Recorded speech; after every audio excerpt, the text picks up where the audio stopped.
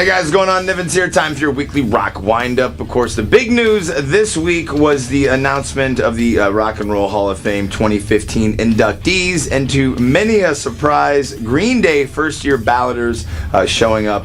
The fan vote had Stevie Ray Vaughan, who did make it in, and Nine Inch Nails going in there. However, Nine Inch Nails did not make the cut. And here is the list for you, in case you want to jot it down at home. Lou Reed, as I mentioned, Green Day, and Stevie Ray Vaughan, Double Trouble. Joan Jett and the Blackhearts, Bill Withers, and Paul Butterfield Blues Band. Now, who's still not in the Rock and Roll Hall of Fame?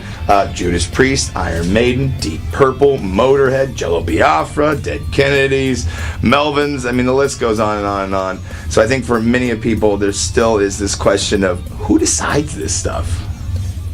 And speaking of Iron Maiden, it seems that they sent out a Christmas card to their fan club this week, and at the bottom of it had a picture of their mascot Eddie running out of there, possibly hinting at a new album. So if that is the case, I know many of people out there are going to be excited to see that unfold, as well as hopefully another tour. And speaking of new stuff, it seems that Scorpions are going to drop their album, their new one, coming up in February. And as I mentioned in last week's Weekly Rock Wind-Up, Bumblefoot from Guns N' Roses, Ron Thale, going to be dropping a solo album. And with that, it looks like he's going to leave GNR so he can focus on his solo work. I'm not sure, what that'll mean in terms of bringing in a new guitarist. I don't think that we'll, still see a possible reunion with Slash, but still, we can always hope for that. Well, metal thrash icons Anthrax having a Grammy nomination this year, if the Grammys even matter anymore to the world of rock and roll, because it seems like it doesn't. And how do they celebrate? By rolling out their own line of bourbon called Indians, which I'm sure is going to piss off a lot of people. Well, it seems that Reed Mullin from Corrosion of Conformity's super group, Teenage Time Killer, will be has inked a deal with Rise Records. And when I do say super group, I'm going to rattle off some of the names that are going to be showing up on this new CD. That was recorded in Dave Grohl's studio, at least the instrumental parts, in Northern California. Randy Blythe, Lamb of God, Dave Grohl shows up. Corey Taylor from, of course, Slipknot, Stone Sour.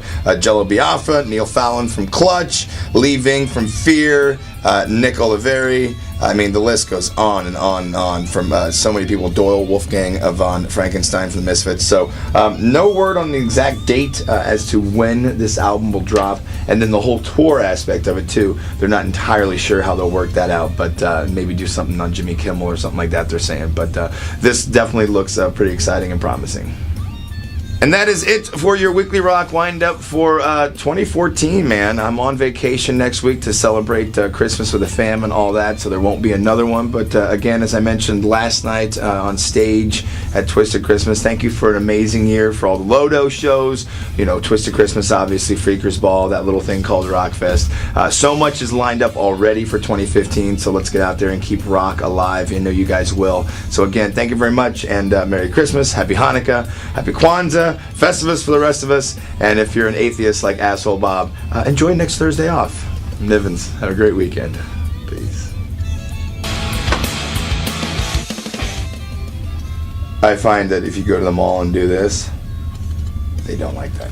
No, you don't they stand outside of Claire's, grabbing their kids, taking them away. Exactly. Don't look, honey. There's a man playing with his belly button.